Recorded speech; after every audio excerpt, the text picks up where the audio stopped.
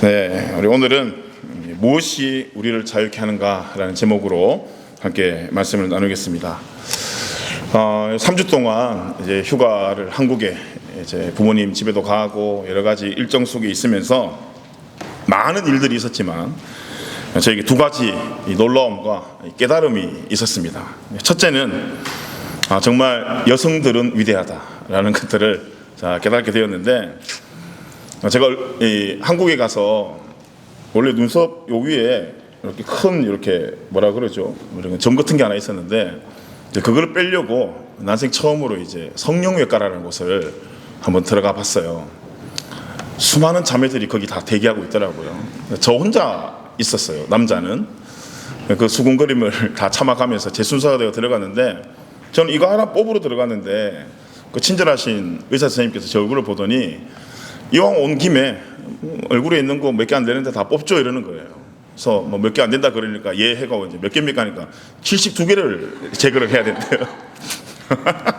지금 생각해도 너무 웃긴데, 그래가지고 뭐 얼굴에 마취 크림을 발라줘요. 네, 마취 크림을 바르고 한 40분이 지났는데 얼굴이 좀 얼얼해지더라고요. 그래서 안 아프겠지 그 마음으로 누웠는데, 여기 할 때 따끔따끔하길래 이 고통이 계속 가나 보다 싶었는데, 이 눈 밑이랑 눈 위를 하는데 야, 이게 지옥인가 지금 마음의 정도가 들 정도로 지금도 그 고통이 생각이 나요. 근데 그 바로 옆에 우리 와이프님께서 동일한 시술을 받고 있는데 이렇게 쳐다보니까 너무 해맑아요, 표정이. 그래 끝나고 난 뒤에 너는 안 아팠어? 이 마취 크림이 잘 어떻게 너한테는 작동이 되고 나한테는 안 됐나 하면서 뭐 이제 이야기를 했더니 우리 와이프가 하시는 말씀이, 이뻐지려면 이 정도는 참아야지. 이 말을 하는데 제 마음속에 이제 그 마음이 좀 들었어요. 야, 이게 인생의 어떤 고난보다도 제가 정말 그 시간이 아프고 고통스러웠는데, 이 자매들이 이뻐질 것에 대한 기대와 소망이 있으니까 인내가 되는구나, 인내가 되는구나, 이 마음이 좀 들었어요. 그러면서 이제 그날 큐티를 하면서 이제 와이프랑 나눴던 내용 중에 하나가, 순간 우리가 이뻐지는 것에 대한 소망만 있어도 인내가 되는데, 이뻐지려면 이 정도는 참아야지 라는 이 고백처럼 예수님을 사랑한다면 이 정도는 참아야죠 라는 이 천국의 소망을 들고 삶의 고난 앞에 믿음의 고백이 우리에게 있어야 되지 않겠는가. 여러분, 이 고백이 저와 여러분의 고백이 되길 예수님의 이름으로 축복합니다. 자, 두 번째 놀란 게 하나 있었어요. 놀랐다기보다 좀 허무했던 건데, 혹시 여러분 그 두존 쿤가 하는 거 드셔보셨어요? 네, 저는 한국에서 하도 날리길래 도대체 어떤 맛인가 싶어가지고는 이제 먹어보자고 와이프하고 맛있는 거 그 맛있게 하는 데를 찾아가 봤어요. 근데 이게 또 먹고 싶다고 돈이 있다고 먹는 게 아니더라고요. 저희가 첫날에 갔을 때는 이미 다 팔렸대요. 그래서 그 다음날 오전에 갔더니 또 이미 또 줄이 서 있어요. 괜히 사람이 기대가 되잖아요. 도대체 어떤 맛이길래 전날은 품절이 되고 오늘 이 아침에 저 사람들은 도대체 직장도 안 가고 저기 줄을 왜 서 있나 싶은데 그 같이 줄을 서서, 저는 진짜 맛있는 음식이 있어도 10분 이상 줄 절대 안 서거든요.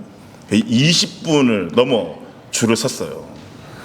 그런데 그 말도 안 되는 정말 한 입에 꿀떡 넘어갈 만한 크기가 10,000원이나 하더라고요. 그래가지고는 큰 마음을 먹고, 다행히 이번에 호주 달러가 1,000원이 한국 달러가 그래 되지 않습니까? 한국 가니까 다 싸더라고요, 제 기분에는. 그래서 이제 2개를 딱 구입해 가지고, 얼마나 기대가 돼요, 여러분. 너도 먹어봤니? 여기도 팔아요. 호주도 파는구나.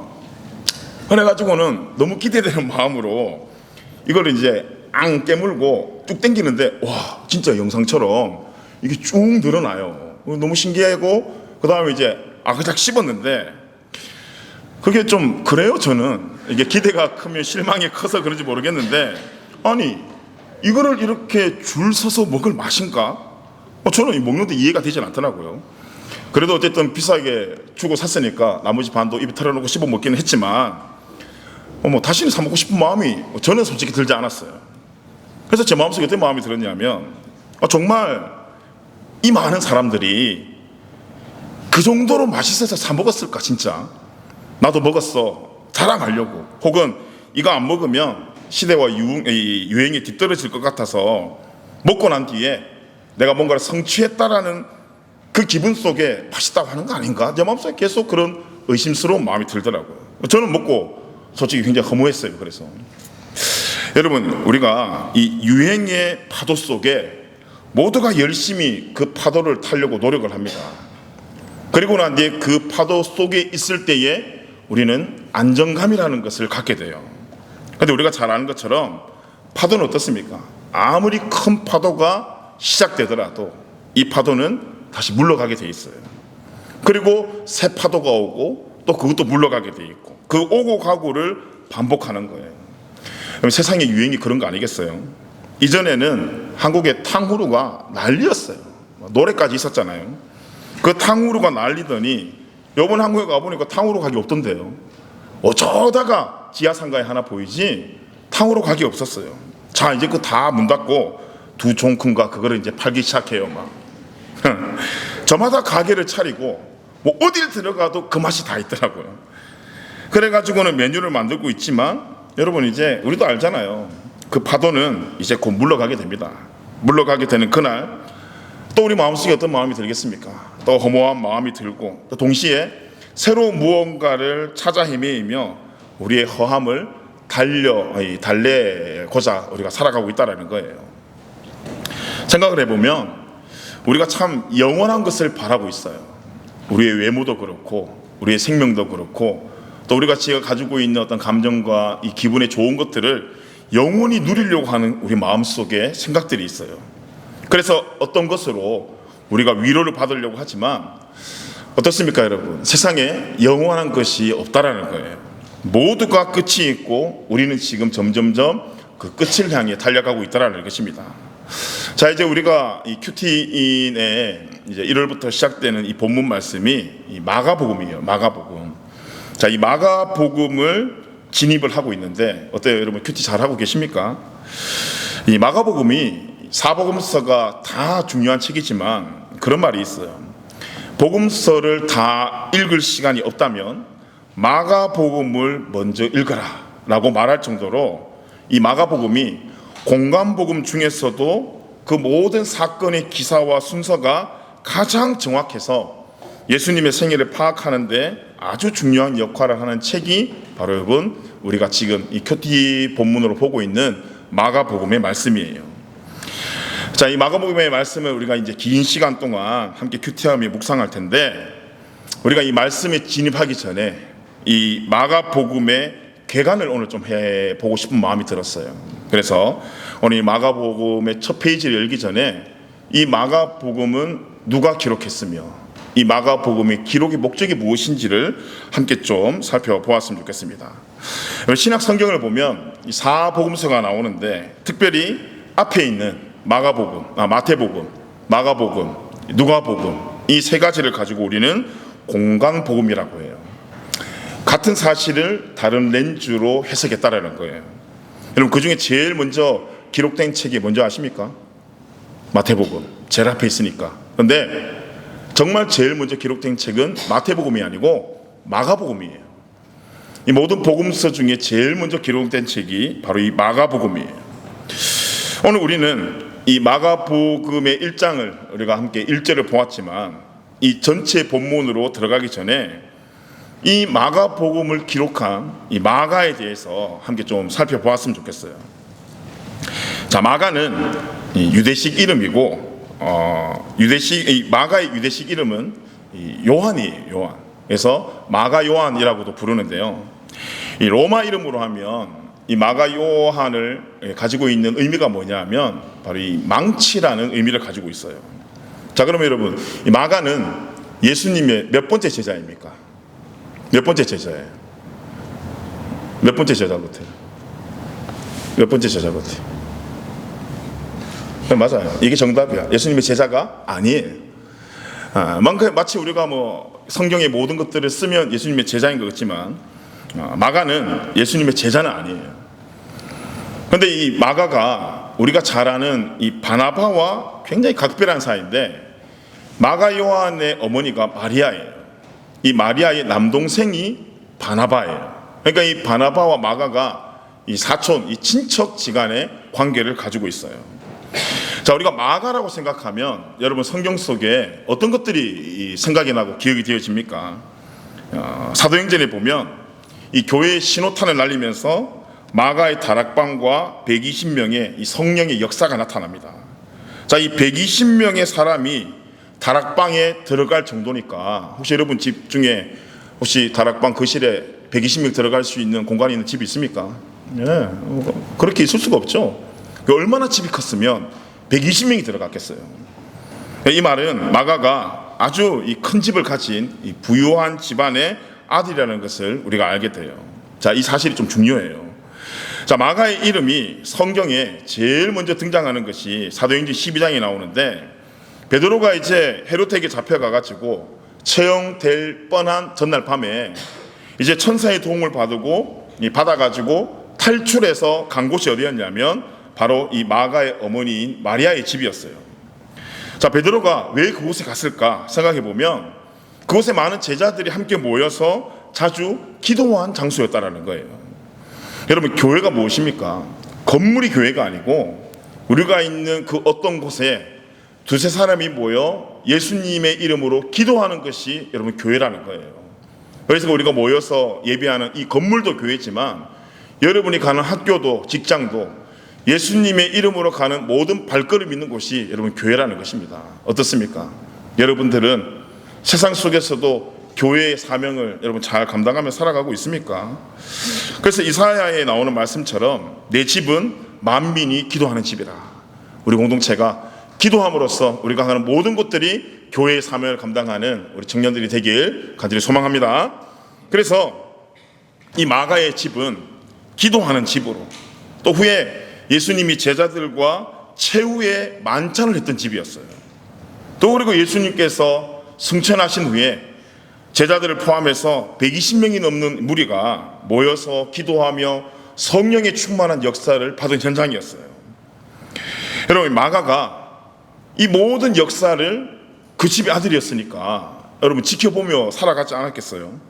믿음 좋은 어머니, 또 유대인들의 철저한 신앙의 교육과 예수님과의 만남, 또 자기 집에서 열렸던 그런 기도회들, 예배들, 또 거기 있는 베드로와 다른 사도들과의 어떤 교제들, 그 모든 것들의 좋은 조건을 갖추고 있었어요.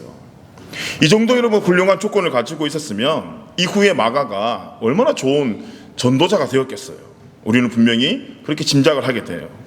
그런데 우리 짐작대로 되었는지 우리 마가의 생애를 한번 쫓아가 볼 텐데, 자, 이제 성인이 된 마가가 어떻게 됐냐면 복음 전파의 현장에 사역자로 이제 등장을 하게 됩니다.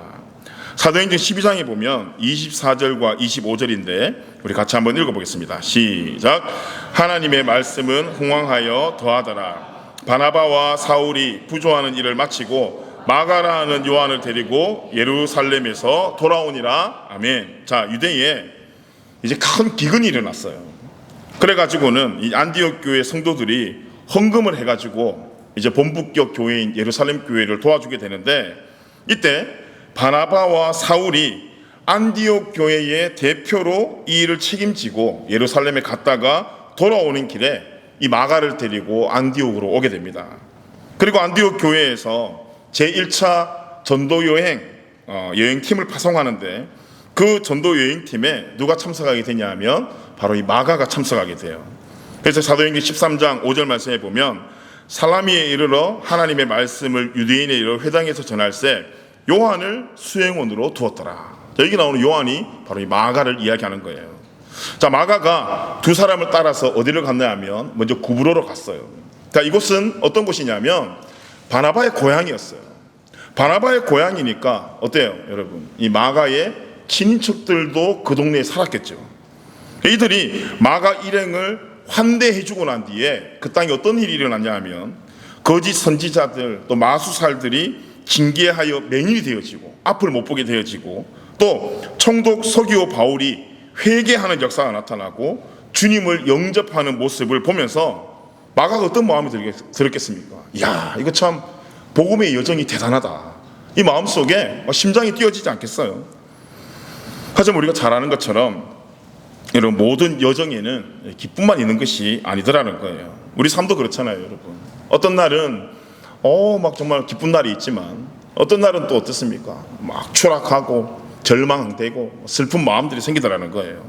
오르막이 있으면 내리막이 있고, 아스팔트처럼 아주 고속도로 같은 이 도로도 나오지만 어떨 때는 비포장 도로도 나타나기 마련이라는 것입니다. 그렇기 때문에 늘 미래를 알 수 없는 우리에게 주시는 말씀이 무엇이에요? 우리가 교만하지 말고 겸손하게 우리가 살아가야 된다는 것입니다. 자, 이제 그들이 배를 타고 어디로 가게 되냐면 밤빌리아에 있는 버가라는 땅으로 가게 되었어요. 그런데 이때 이 날씨가 이 초여름의 날씨였는데, 이 당시 초여름의 날씨가 되면 벌레도 많았지만 더 문제는 전염병이 돌기 시작했단 말이에요. 여러분, 전염병이 돌기 시작하면 어떻게 됩니까? 온몸이 간지럽고 온몸에 막 이상한 이 형상들이 일어나잖아요. 그리고 거기서만 끝나는 것이 아니고 이 전도 여행팀이 간 그 여정 속에 산적들이 그렇게 많았어요. 그래가지고는 언제 어떤 일이 일어날 수 없는 그런 위험들이 그 모든 시간 속에 도사리고 있었다는 거예요. 그럼에도 불구하고 이 갈라디아 지방으로 가고자 하는 이 탱크 같은 바울이 어땠습니까? 멈출 생각이 없는 거예요. 아무리 고난이 있어도 내가 예수님께 받은 이 은혜가 있는데 난 끝까지 전도하겠다, 막 저벅저벅 앞으로 발걸음을 나가는 거예요. 그런데 바나바도 거기에 동참을 하고 찬성을 하고 있는데, 여러분, 마가가 어떤 사람이었어요? 굉장히 부잣집 도련님이었단 말이에요. 이 부잣집 도련님, 이 마가가 이제 지쳐버렸어요. 너무 힘든 거예요.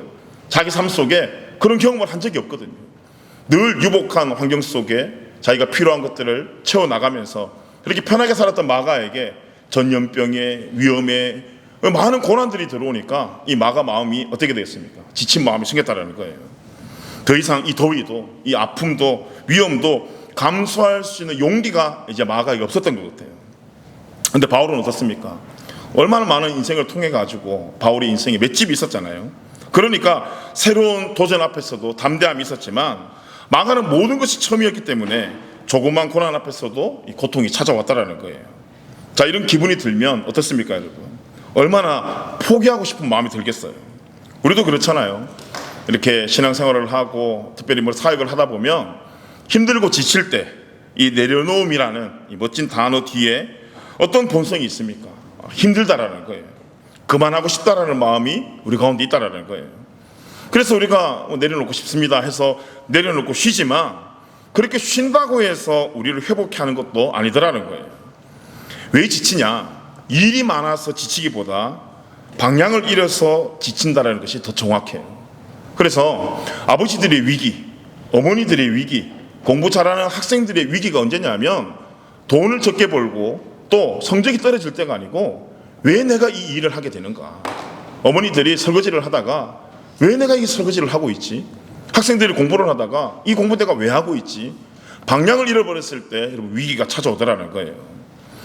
결단과 이 포기, 수없이 많은 이 모든 과정들을 반복되어 가면서 드디어 우리에게 뭐가 생깁니까? 이 맷집이라는 게 생기는 거예요. 결국 이 마가의 결말도 성숙과 변화에 대한 스토리예요.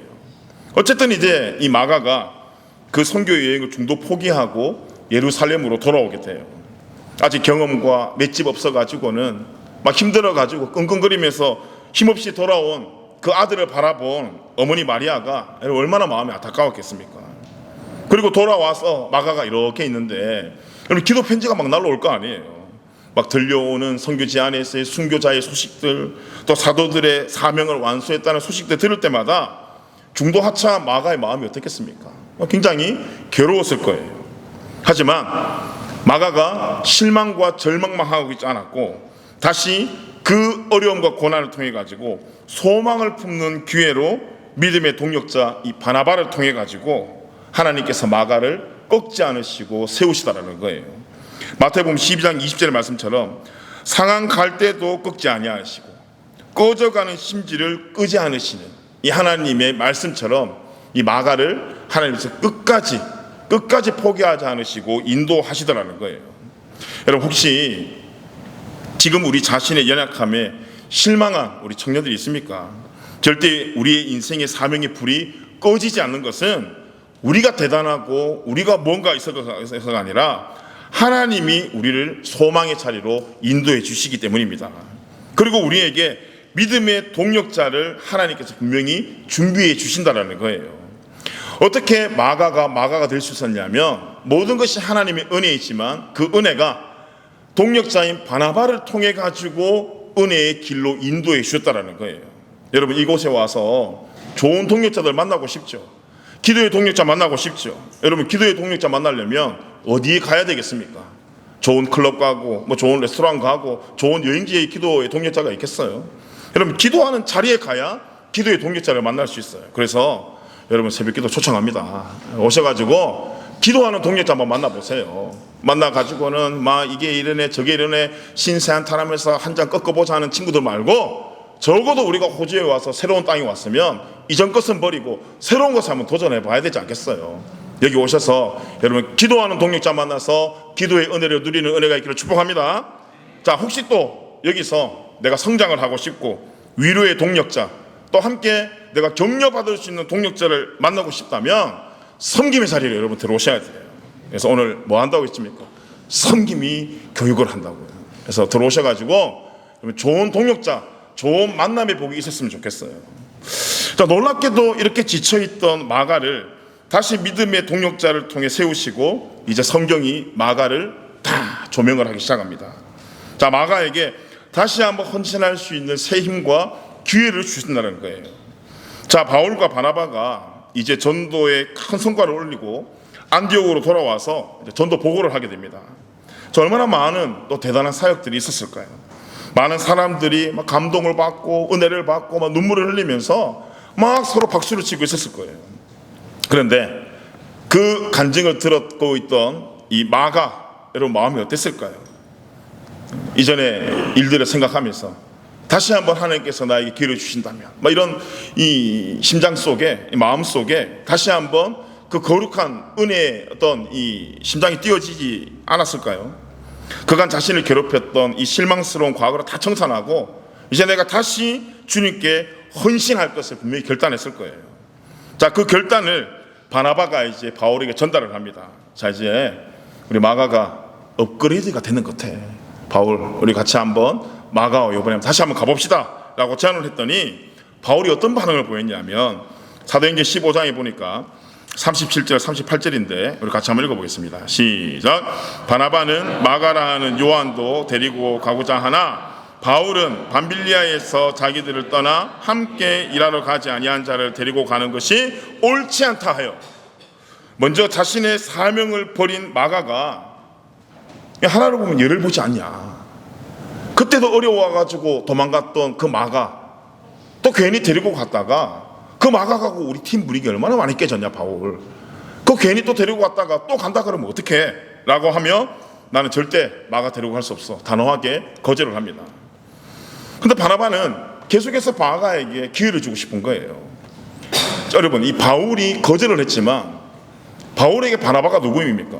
바울을 사도로 인정하지 않았던 그 예루살렘 많은 사도들 앞에 자기가 보증 서가지고 바울을 바울로 만들어준 사람이 바로 이 바나바였어요. 근데 얼마나 이 두 사람의 대립이 심했는지 결국은 이 성경에 나오는 이 말씀처럼 서로가 다투고 갈라지게 되어버려요. 여러분, 용서라는 게 무엇입니까? 용서는 미안합니다, 그래, 이러고 끝나는 게 용서가 아니에요. 참된 용서는 기회를 주는 게 용서예요. 이 기회를 주는 것이 용서인데 바울이 아직 이 마가가 용서가 되지 않은 것 같아요. 이 말씀을 보면서 제 마음속에 이런 질문이 들었어요. 혹시 내 안에 마가는 없을까? 내 삶 속에 내가 용서하지 못하고 있는 마가가 있지는 않은가? 오늘 마가를 용서하지 못한 바울을 보면서 우리가 용서하지 못한 마가가 없는지 여러분 한번 생각해 보면 어떨까요? 여러분, 교회는, 이 공동체는 여러분 결과를 만들어내는 공동체가 아니에요. 회사처럼 수를 모으고 프로그램을 하고 뭔가 목표에 도달하는 것이 여러분 교회 공동체가 아닙니다. 그래서 서로 경쟁하고 평가하고 그런 것이 교회 공동체가 아니더라는 거예요. 이 교회 공동체는 우리가 뭔가를 완성하는 것이 아니고 이미 완성되어 있는 결과, 무엇입니까? 예수 그리스도의 십자가를 통해 구원이 완성되어 있어요. 완성되어 있는 구원을 향해서 어때요, 여러분? 함께 세워주고, 함께 격려해주고, 함께 기도해줌으로 하나님과 말씀에 가까이 나가는 것이 여러분 믿음의 공동체인 줄 믿습니다. 결국 이 바나바와 바울이 편이 갈라져 버렸어요. 바울은 신라를 데리고 수리아로 가고, 또 바나바는 다시 마가를 데리고 그브로를 향해 전도 여행을 떠났습니다. 자, 이후에 성경을 보시면 이제 이 사도행전에 마가가 등장하지 않아요. 다시 성경에 마가가 등장하기까지 몇 년의 시간이 걸리냐면 20년이라는 세월이 지나갑니다. 자, 그 기간 동안 이 마가의 행적을 한번 살펴보면 하나님께서 이 마가를 포기하지 않으시고 바나바의 선택을 통해서 그 용서와 기회를 통해서 또 하나의 열매를 맺는 것을 우리가 말씀을 통해서 볼 수 있어요. 여러분, 기회를 주면 사람은 변화가 됩니다. 왜 변화가 안 되냐? 기회를 주지 못하기 때문이에요. 뭔가 용서를 해주고 그 실수 앞에 우리가 서로 또 기도해주고 기대해주고 기도해주면 그 사람도 분명히 변한데, 이 세상이 얼마나 요즘 차갑습니까?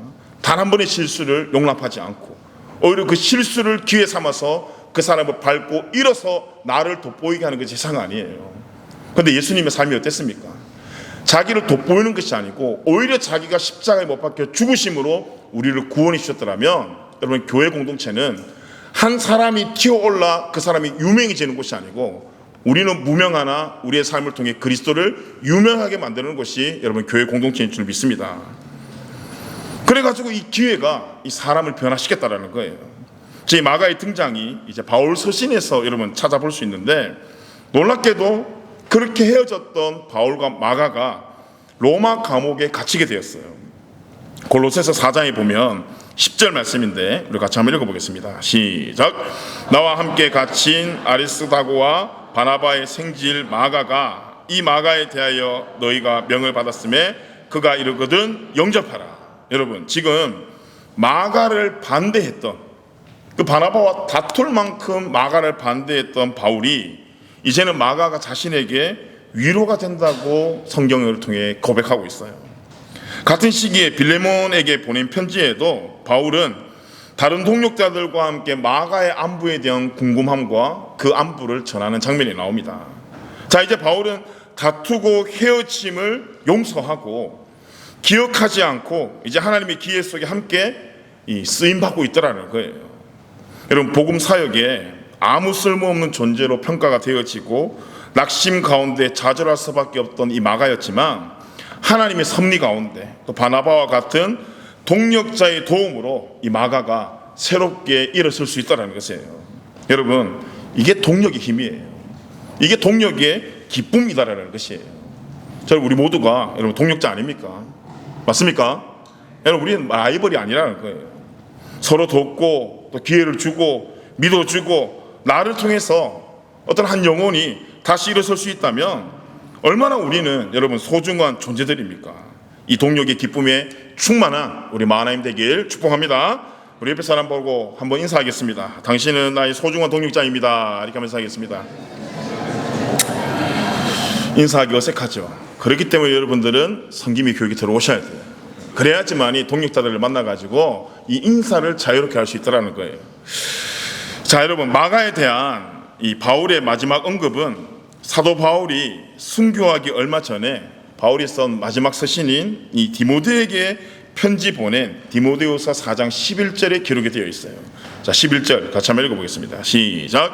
누가만 나와 함께 있느니라. 내가 올 때에 마가를 데리고 오라. 그가 나의 일에 유익하니라. 무익하다고 이야기했던 이 마가가 이제 바울에게 어떻게 되었어요? 유익하게 되었다라는 거예요. 얼마나 이 놀라운 고백입니까? 이 마가가 복음 사역에 매우 유익한 사람이라고 생각한 사람은 바울뿐만이 아니었어요. 그렇게 겁쟁이, 그렇게 어떻게 보면 루저로 보였던 이 마가가 베드로 전설을 보면 베드로가 5장 13절에 마가를 들어 내 아들이라 라고 표현을 하고 있어요. 마가는 마치 바울에게 디모데처럼 헬라어에 서툰 이 베드로의 훌륭한 이 통역자였자 또 복음 사역의 동력자가 되었다라는 거예요. 결국 연약했던 이 마가가 동역자인 이 바나바의 위로와 관심을 통해 가지고 성령의 놀라운 역사로 마가복음이라는 위대한 복음서를 기록하는 이 사명을 감당하게 되었다라는 거예요.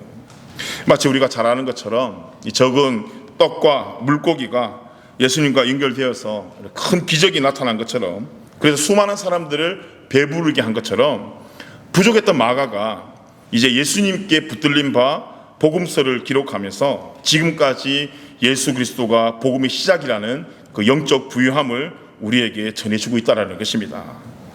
우리도 여러분 이 마가처럼 오늘 예수님과 연결되면 저는 놀라운 역사가 나타날 줄 믿습니다.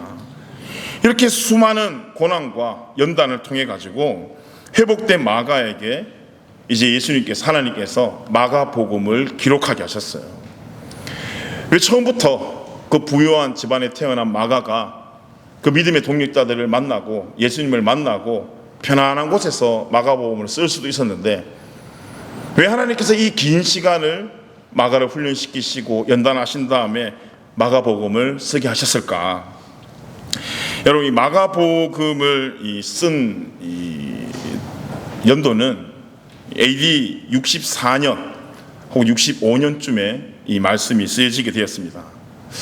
그런데 이 64년쯤에 어떤 일이 일어났냐면 로마에서 굉장히 큰 대화재가 일어났어요. 이 화재가 어떻게 일어났냐면 그 당시 황제였던 이 네로가 아주 좀 사이코였어요. 자기 어떤 희상이 떠오르지 않는다고 로마 곳곳에 자신이 불을 질러 버렸어요. 그런데 그 불이 막 번져 가지고는 로마를 막 태우고 있었단 말이에요. 그 시간이 지나고 나니 막 흉흉한 소문이 막 퍼지기 시작했어요. 이 로마에 불을 붙인 사람이 네로 황제다. 그러니까 정치적으로 부담이 되었던 네로 황제가 이 민심을 어떻게 해야 됩니까? 수습해야 되잖아요. 그래서 어떻게 했냐면, 안 그래도 눈에 가시였던 이 그리스도인들을 내가 이 기회에 날려버리겠다라는 마음을 가지고 헛소문을 퍼뜨리기 시작합니다. 이 불을 붙인 사람들은, 이 화재를 낸 사람은 그리스도인이야 라며 막 헛소문을 내기 시작해요. 자, 그 소문 때문에 어떤 일이 일어나냐 하면 수많은 기독교인들이 핍박을 당하기 시작해요. 자, 마치 200년이 넘게 핍박을 당하고 학살을 당하고 박해를 당하고 있었어요. 여러분, 우리가 삶 속에 조그만한 일만 일어나도 얼마나 우리 신앙이 흔들리고 무너집니까? 그런데 그 당시를 살아가던 많은 기독교인들이 그 극심한 박해와 고통 가운데 얼마나 신앙이 흔들리겠어요? 얼마나 믿음이 흔들리겠어요? 그 고통 중에 많은 기독교인들이 소리를 지르며 비명을 던졌다고요. 어떤 비명을 질렀겠습니까? 여러분 같으면 어떻게 비명 질렀겠어요? 도대체 예수님 누구시냐며, 도대체 예수님 어디 계시냐며, 여러분 고통 가운데 비명 지르지 않겠습니까? 만약 정말 예수님이 살아계시면 우리를 어떻게 이렇게 고통 가운데 둘 수 있습니까? 매일매일 여러분 항변하며 그 고통에서 벗어나고자 수많은 사람들이 믿음을 버리고 신앙을 버리고 그 기독교인에서 비기독교인의 자리로 점점 흘러가고 있었어요. 이때 쓰여진 말씀이 여러분 마가복음이에요. 오늘 우리가 읽었던 이 마가복음 1장 1절은 그냥 나온 구절이 아니고 그 로마 시대에 핍박받고 그 로마 시대에 고통받고 그래서 믿음이 흔들려 새로운 답을 찾고자 그 진리에서 벗어나고 있는 많은 기독교인들에게 마가복음이 1장 1절을 마가가 이제껏 만났던 예수 그리스도의 복음으로 선포하고 던지는 이야기예요. 그래서 여러분, 우리가 오늘 읽었던 1장 1절은 그냥 쓰여진 게 아니에요. 이 문은 눈물로 쓰여진 거고 정말 예수 그리스도가 나의 믿음이요 나의 소망이요 길이요 진리요 생명임을 선포하는 말이에요. 자, 그 마음을 담아서 우리 다시 한번 마가복음 1장 1절 한번 읽어보겠습니다. 마가복음 1장 1절 시작. 하나님의 아들 예수 그리스도의 복음의 시작이라. 아멘. 그 고통 가운데 그 박해 가운데 우리가 어떻게 살아야 됩니까? 나 더 이상 신앙 못 지겠습니다. 나 더 이상 예수 못 믿겠습니다 라고 항변하고 있는 그들에게 마가가 다른 이야기 한 것이 아니라 하나님의 아들 예수 그리스도의 복음의 시작이라는 거예요. 여러분, 우리 인생에 수많은 질문이 있지 않습니까? 내가 이렇게 왜 열심히 다니고, 내가 이렇게 신앙생활 열심히 하는데 하나님 내 인생에 왜 이렇게 어려움이 많습니까? 왜 이렇게 고난이 많습니까? 라는 질문에 우리가 어떤 것을 기대하는지 모르겠지만 성경이 우리에게 정확하게 얘기한다는 거예요. 하나님의 아들 예수 그리스도의 복음의 시작이라는 거예요. 고난과 역경 가운데 있지만 우리를 살릴 수 있는 분은 예수 그리스도라는 거예요. 여러분 믿으십니까? 그분은 변함없이 우리를 사랑하시고 인도하신다는 거예요. 유행과 대세가 아니고 진리가 우리를 자유케 한다는 거예요. 간증과도 같은 자기네 확신과 소망을 마가복음 1장 1절을 통해서 선포하고 그 다음 예수 그리스도의 복음에 대해서 설명하는 책이 바로 이 마가복음이에요. 그리고 나니 우리가 사도행전에서도 보면 예수님이 승천하시고 난 뒤에 사도행전의 첫 번째 나타난 기적이 여러분 무엇입니까? 성전 미문에 앉아 있었던 안진뱅이가 일어나는 역사예요.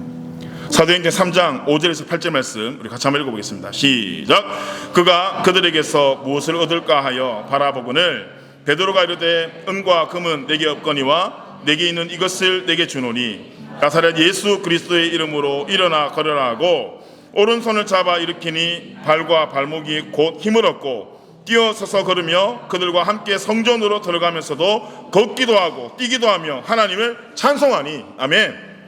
여러분 고난 가운데 무엇을 얻을까 바라보고 있는 그들에게 순간의 배고픔을 해결할 수 있는 은과 금이 아니고 영원한 자유를 누릴 수 있는 예수 그리스도 이름을 선포한 것이 사도행전 첫 번째 기적이었어요. 무슨 이야기입니까 여러분? 교회는 은과 금을 이야기하는 것이 아니라는 거예요. 여러분이 신앙생활 잘해야 됩니다. 열심히 교회 다니고 예수 잘 믿으면 우리가 성공하고 대박 나는 것을 가르치는 것이 아니에요. 여러분 예수님의 이름을 선포하는 것이 여러분 교회예요. 역경 속에서도 그 이름을 믿음으로 다시 일어나 새 힘을 얻는 것이 교회예요. 그래서 여러분 우리가 교회를 잘 다녀야 될 목적과 이유는 어떤 언니 오빠 교회 잘 다니더니 좋은 대기업 갔대. 저 언니 오빠 결혼했대. 연애하고 있대. 여러분 그것을 기준으로 교회를 다니는 것이 아니고 우리 모든 저와 여러분의 교회를 다녀야 될 기준은 딱 하나 예수 그리스도인 줄 믿습니다. 결국 그 하나님의 끝이 여러분 너무너무 완전했어요. 고난이 있고 역경이 있고 시험이 있지만 그 끝은 어땠습니까? 항상 완전하신 하나님의 뜻을 바라보게 되었어요. 그래서 여러분 성경에 보면 성도들에게는 굉장한 역설적인 공식이 하나가 있습니다. 우리 마지막으로 고린도후서 6장 9절에서 10절 말씀인데요, 같이 한번 읽어보겠습니다. 시작. 무명한 자 같으나 유명한 자요 죽은 자 같으나 보라 우리가 살아있고 징계를 받은 자 같으나 죽임을 당하지 아니하고 근심하는 자 같으나 항상 기뻐하고 가난한 자 같으나 많은 사람을 부요하게 하고 아무것도 없는 자 같으나 모든 것을 가진 자로다. 아멘. 아멘. 이것이 누구십니까? 바로 예수 그리스도라는 거예요. 여러분 우리 생각에 우리는 부족한 것 같지만 결국 역전하시고 우리를 통해 예수 그리스도가 승리하신다는 것입니다. 우리 하나님 청년 여러분, 오늘 처음 오셨든 또 한 달이 되셨든 1년이 됐든 2년이 됐든 오늘 복음이 우리에게 가장 큰 힘이고 소망이길 예수님의 이름으로 축복합니다. 예수 그리스도의 복음으로 이번 한 주간도 다시 일어나 하나님께 영광 돌리며 살아가는 우리 하나님 모든 청년들 되길 예수님의 이름으로 축복합니다. 같이 한번 일어나셔서 다시 한번 찬양하겠습니다. 다시